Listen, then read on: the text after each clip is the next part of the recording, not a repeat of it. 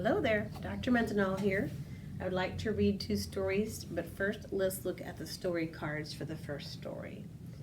Last time we talked about knowing the first picture, the beginning of a story, and the last one, the end of a story.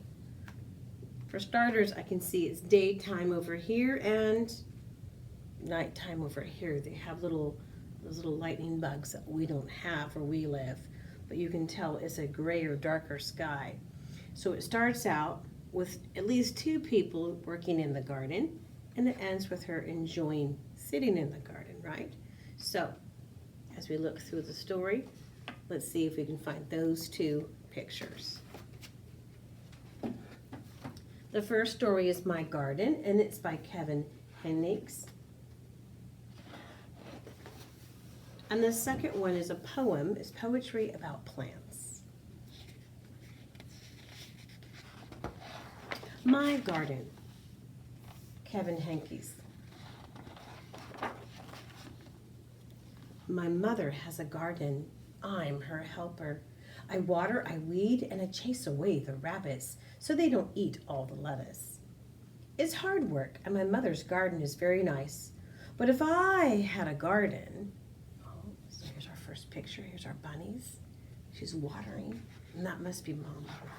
If I had a garden, there would be no weeds, and the flowers would keep blooming and never die. It is sad when they die. In my garden, the flowers could change color just by my thinking about it. Pink, blue, green, purple, even patterns. Wow. That's a different looking sunflower. And if you picked a flower, another one would grow right back in its place. She picks them all, and they grow back. How cool is that? In my gardens, the rabbits wouldn't eat the lettuce because the rabbits would be chocolate, and I would eat them. Ooh, like Easter. If I planted seashells, I'd grow seashells. Wow. Seashell plants. Do seashells come on plants? If I planted jelly beans, I'd grow a great big jelly bean bush. Is that where jelly beans come from? Sometimes in my garden, good, unusual things would just pop up. Buttons and umbrellas and rusty old keys. She's got a button vine. In my garden, there would be birds and butterflies by the hundreds, so that the air was humming with wings. Wow. The tomatoes would be as big as beach balls, and the carrots would be invisible, because I don't like carrots. There's nothing wrong with a carrot. At night, the morning glories would stay open, shining like stars, and the strawberries would glow like lanterns. Wow. Strawberry lanterns, that would be cool. It's night now. Only the fireflies and the porch light are glowing. Before bed, I'd take one seashell from the shelf in my room and go to the garden. I poke the seashell into the ground. Who knows what might happen? I cover it up with dirt and pat down the dirt with my foot. This looks like the picture that we saw.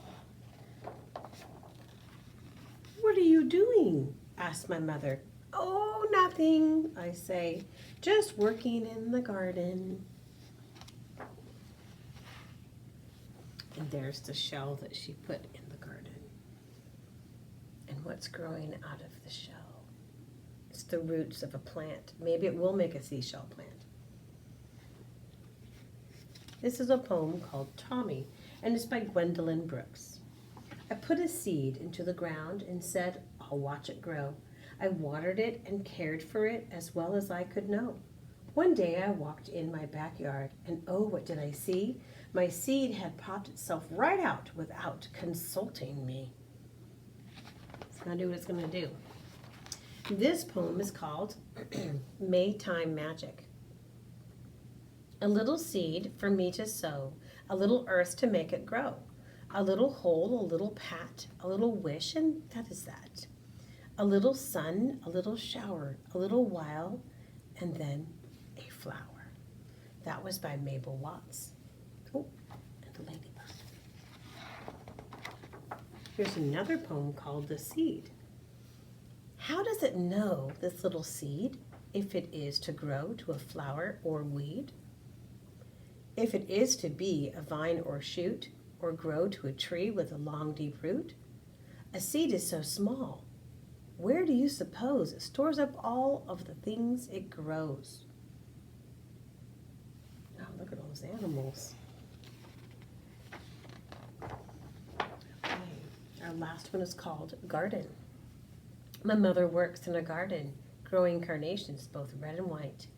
Seeding, watering, and replanting. When they bloom, it's pure delight. This poem is by Alma Flora Ada. Well, thank you for listening today. See you next time.